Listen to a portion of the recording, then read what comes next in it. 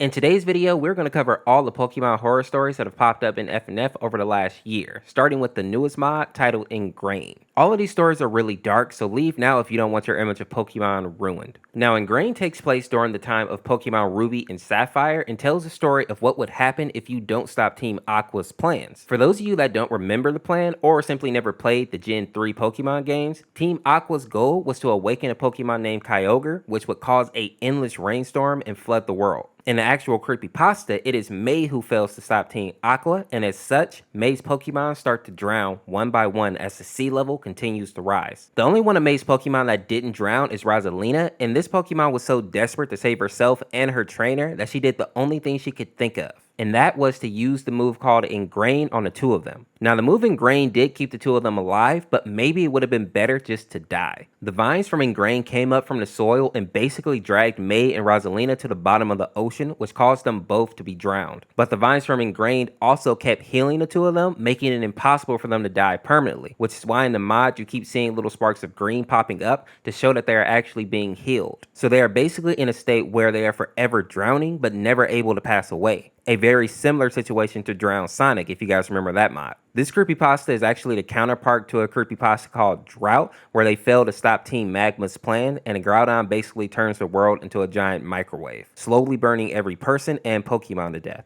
Honestly, if I had to choose between drowning or burning alive, I don't even know if I can make that decision. They're both just horrible ways to go out. Now, actual fun fact about this mod is that Boyfriend is such a crazy person that he actually puts on scuba gear here and dives down to the bottom of the ocean just so he can battle May. Which in reality, what he should be trying to do is figure out a way to get out of this crazy drowned Pokemon universe. The next creepypasta on our list is going to be Hypno's Lullaby. Now, the Hypno's Lullaby story actually reads a lot like a poem, and it goes like this.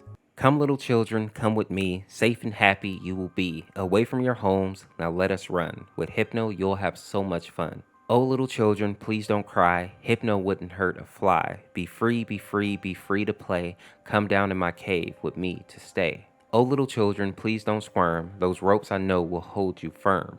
Hypno tells you this is true, but sadly, Hypno lied to you. Oh little children, you mustn't leave, your families for you will grieve.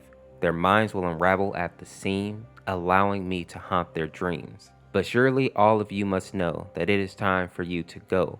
Oh little children, you weren't clever. Now you shall stay with me forever.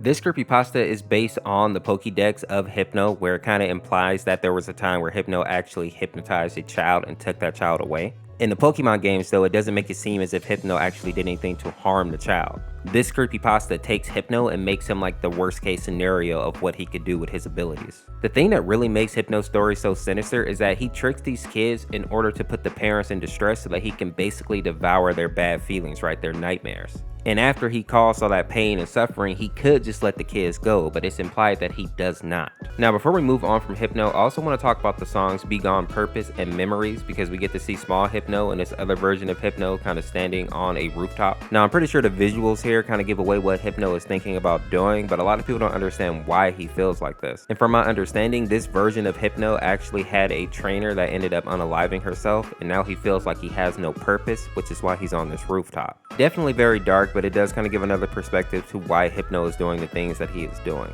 Next on our list, we're going to talk about all the Lost Silver creepypasta characters, but first I got to tell you the actual backstory of the Lost Silver creepypasta, and it goes like this. So the Lost Silver creepypasta actually originated on 4chan, and it was a thread from all the way back in 2010. Now, the original creepypasta started with this person who was a huge Pokemon fan, and he ended up going to GameStop to find a copy of Pokemon Silver, and he ended up finding a copy, but it was dirt cheap. Now, in actuality, that should have been the first red flag, because if anybody has been to GameStop, you know dang well no Pokemon game is cheap.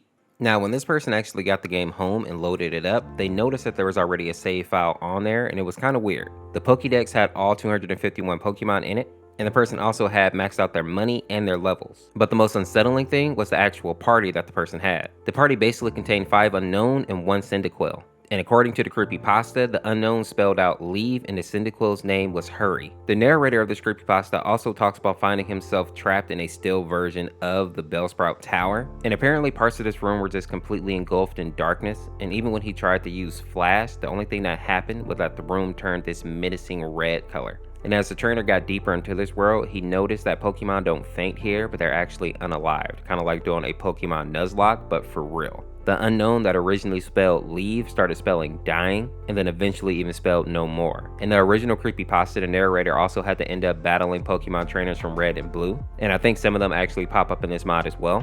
And a fun fact, in the creepypasta, we actually see Celebi and we see Pikachu going at it, and they end up taking each other out by using Perish Song and Destiny Bond. The narrator also noticed that the longer he was in this Pokemon universe, the more he started to actually lose his sanity, but also pieces of his body. And this is why when we look at Gold, he literally has no arms or leg. Now, when we actually look at the Friday Night Funkin' mod, we get to see Gold first fighting against Red, and a lot of people don't know this version of Red is actually from a creepypasta called Snow on Mount Silver.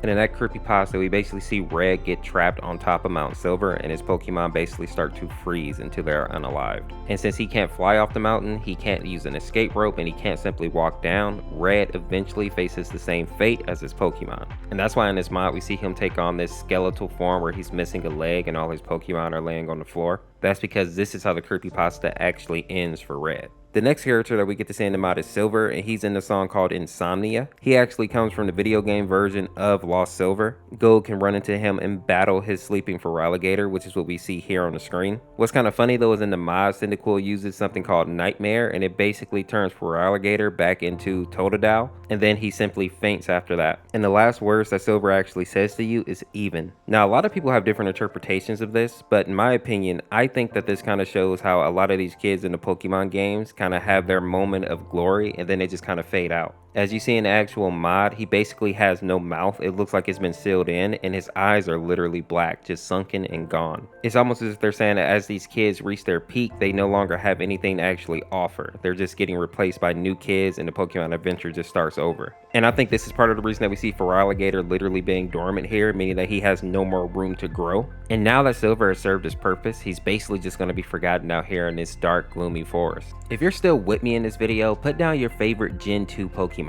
Mine is definitely going to be Chikorita.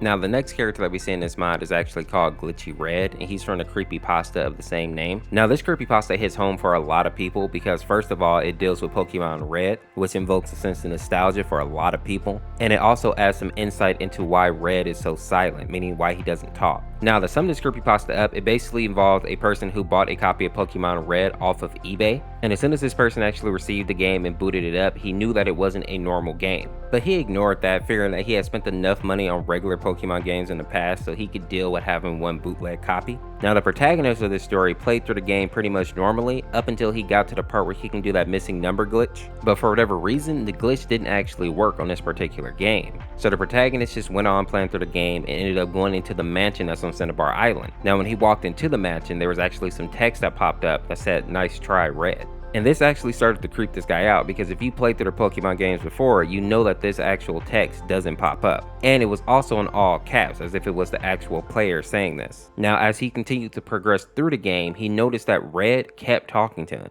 And Red was basically asking, why are these things happening to him? Why is he suffering? Why are there so many glitches in his world? And why has he basically been tortured for doing nothing wrong? Now, initially, the protagonist thought that this was just a glitch, but as they started happening more and more often, he realized that this was something more than just a glitch. This video game character seemed to actually be talking to him and be actually suffering based on these glitches. And to make matters worse, one day when the protagonist was asleep, he actually had a nightmare that a kid in a red and white cap that looked a lot like Red actually appeared in his dream. And when his dream version of Red saw the protagonist, he attacked him, scratching up his chest and his sides. And this wouldn't have been a big deal, is when the protagonist woke up, he didn't have those same scratches on his chest. And to make matters worse, even to this day when the protagonist wakes up, he still finds those scratches on his chest, meaning even after he beat the game, Red still comes into his dreams and attacks him. Now, while this creepypasta is obviously kind of scary, one thing that kind of always stuck with me is how sad it is as well. The whole story, Red is basically just trying to understand why he has to suffer, why does he have to die, why does he have to be dismissed and forgotten even though he was supposed to be a hero, like a Pokemon master.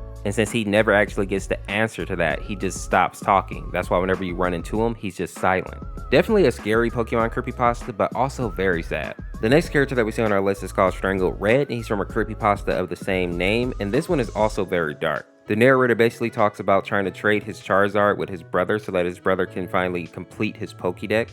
But during the trade, something happens to where the game glitches and Charizard is basically lost forever. Now, what makes this really sad is that Charizard was basically his favorite Pokemon. Now, after a year being depressed and mourning, the trainer finally decides that he's going to try to resurrect his Charizard. So it has very much Pet Cemetery type of vibes. And he tries to use the glitch Misingno in order to make this happen, but in the game it actually has a quote that says sometimes dead is better, and he does succeed in resurrecting something, but it is not the Charizard that he came to love, but instead a type of abomination. In the game it actually gives him a couple of options, and the last option is Strangle. And in the creepypasta, that's what the character actually chooses, which is why it has the name Strangle. Very sad creepypasta because all he wanted to do is bring back his best friend, and he ended up basically making that Charizard suffer death twice. The next characters that we see in the mod are going to be Hellsbell and Beelzebub, or aka the old man in the suit. And this one is from a creepypasta called Pokemon Hellbell. And the creepypasta basically talks about how a young girl inherited a copy of the Pokemon game from her brother because he simply didn't like Gen 4 Pokemon.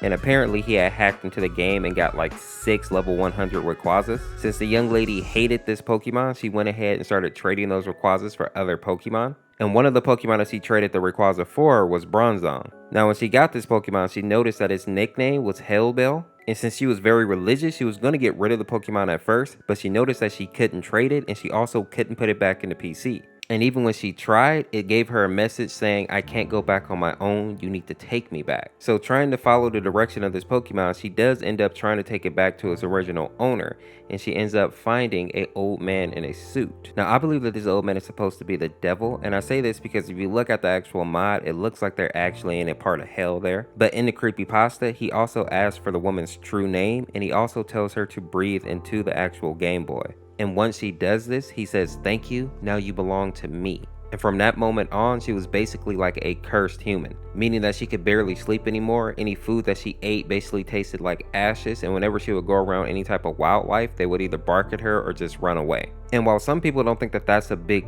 deal, that's all animals. Even her own dog would run away from her at this point, even though the dog should know that that's his owner, that she loves and cares for him. And while in my opinion, this one isn't as scary as some of the other ones, anything that actually deals with like the real devil is kind of creepy in a way. Now the next character that we see in the mod is actually Misingno, and this one is interesting because the missing number glitch doesn't really have a single creepypasta that's dedicated to it, but instead it has multiple different creepypastas with different scenarios. The one thing that all these creepypastas have in common though is that it usually deals with Pokemon getting trapped into their Pokeballs and then being corrupted because they can't get out.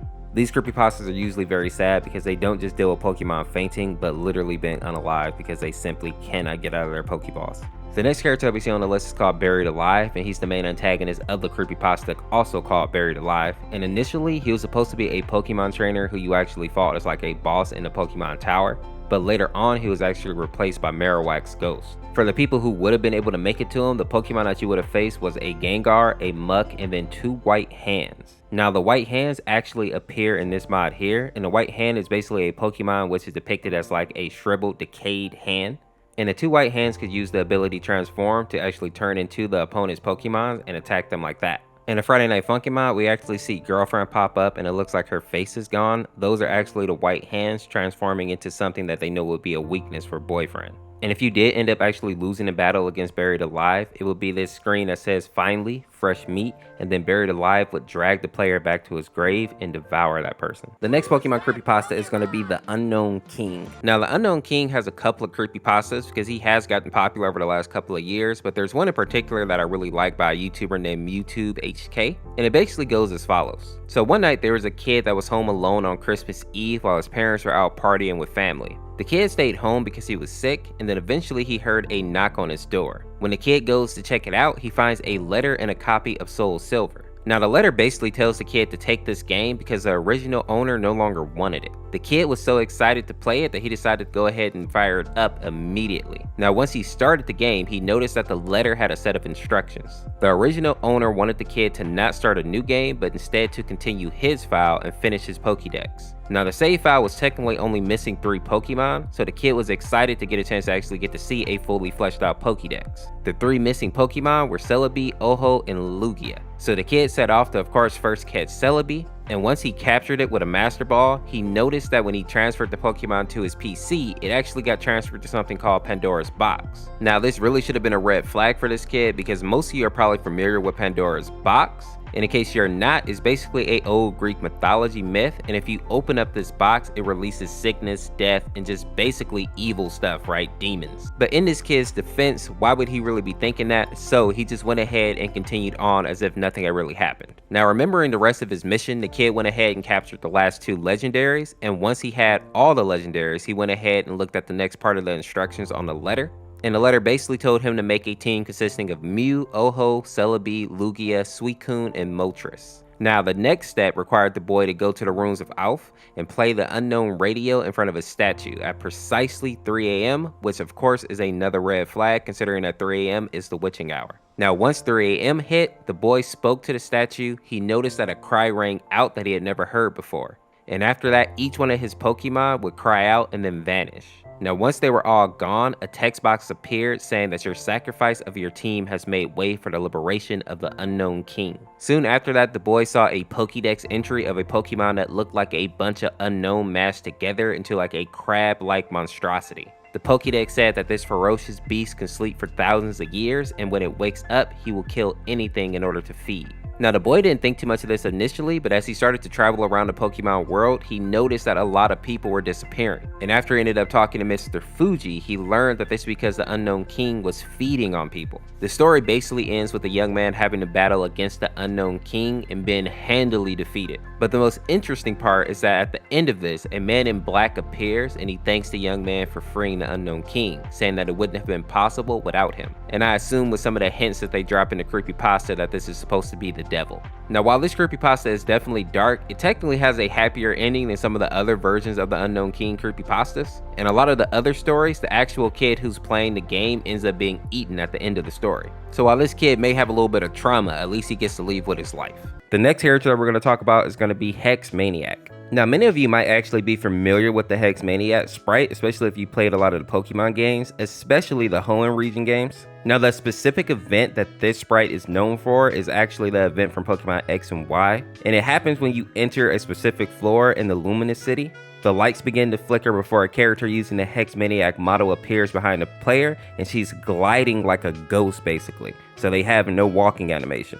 And then the Hex Maniac stops and they say, "No, you're not the one," before gliding away and going off screen. Now, the creepy part about this is that there's actually no exit on that floor except the elevator behind the player. And after that moment, the player is unable to find that particular character ever again. And this is another reason why people think that it was a ghost the whole while. So while there isn't a huge creepypasta attached to this character, that whole little scene there is kind of creepy. Put down in the comments if you actually remember it. The next character on this list is probably my favorite because it's super creepy. It's called Charon, and it's basically like a mangled version of Gardevoir. So a Gardevoir that's basically been dropped to 0 HP, and no matter what you do, you can't actually heal the Pokemon. So it's just stuck in this like state of undeath. And in the story, the Pokemon is found in an abandoned, damaged Pokewalker. And eventually the protagonist of the story ends up transferring this Pokemon to his copy of Soul Silver, where they are then teleported to the old chateau from Diamond, Pearl, and Platinum. The protagonist then navigates through the building, eventually coming to the spot where you capture Rotom in the Sinnoh games. And that's when this mangled version of Gardevoir actually thanks the player for bringing them there, before saying that they will come for the protagonist in 5 days and letting out a huge scream that actually goes through the DS speakers. Now, this causes the actual protagonist to drop the DS in real life. And the sad part here is that it's implied that this Pokemon actually does keep its word and comes for the protagonist in real life, basically taking its soul. Now, in the actual story called Call of Charon, it actually gives the quote that he uses. It says, "Thank you for bringing me here. These souls and mine will rest now. We're not done yet, however. Your turn will come. Yours will come, and I will. In 5 days, I will come get you." Which is super creepy, especially when you probably think that the person who's actually playing the game is probably just a kid. The next character that we have on the list, and even though it's hard to tell, is actually Wigglytuff, and it's in the song called Amusia.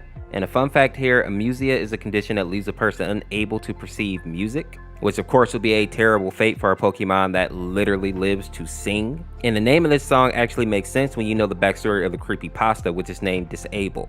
The story basically starts with a kid that really wanted a Wigglytuff or a Jigglypuff, so they ended up trading with somebody and they got a Wigglytuff at level 26, but there was something off about the Wigglytuff from the start. The Wigglytuff had a name that was called Disabled, and when you looked at the Pokemon nature, it said Gloomy. And I'm pretty sure even today there is no gloomy nature, but definitely back in the day there wasn't a gloomy nature for Pokemon. I think Shy might have been the closest thing to gloomy. But basically when the trainer got this Wigglytuff, it only knew Sing, so he taught him a couple of other moves and then went out to start battling. The first Pokemon that they ran into was Ponyta, which is why we actually see Ponyta in this mod. And as he was trying to attack Ponyta, he realized that Sing didn't work, but also none of the other moves worked as well. The thing that was the most creepy is that when he tried to use Sing time and time again, it just kept saying that Sing was disabled. And the thing that was even more creepy is that the Ponyta in the game lost its regular sprite look and actually just looked terrified. The face that the Ponyta is making in the mod actually is a good representation of this. The trainer tried to battle 2 Ponytas and each time they were able to run away because Wigglytuff just couldn't do any damage and more importantly couldn't sing. Now the part that's really creepy about this is that while the kid is holding his DS trying to figure out what's going on with his Pokemon, he starts to hear a voice coming through the actual speakers. And the voice is basically asking, why can't I sing? And it gets even weirder when Disable asks the boy, can you sing? Now initially the little kid says no, but then Disable starts to scream through this DS, just saying sing, sing, louder and louder. And even though this kid was trying to tell Disable that he could not sing, the Pokemon thought that he was lying, it just kept screaming through the DS. Eventually the kid dropped the DS and just ran out of the room, and later on he decided to just trade the Wigglytuff to some other kid. Now those of you who are familiar with Pokemon creepypastas will understand this ending. When he traded this Wigglytuff, he actually traded it for a Cyndaquil, and the Cyndaquil's name was Hurry. If you understand that reference, put it down in the comments. If you enjoyed this video, make sure to check out this video on the screen here, and if you made it to the end of this video, leave a smiley face in the comments. People who didn't make it to the end will have no idea why you're doing it. Subscribe to Diddy, remember the Orseofkorse, and we'll see you tomorrow with another video. Peace, peace.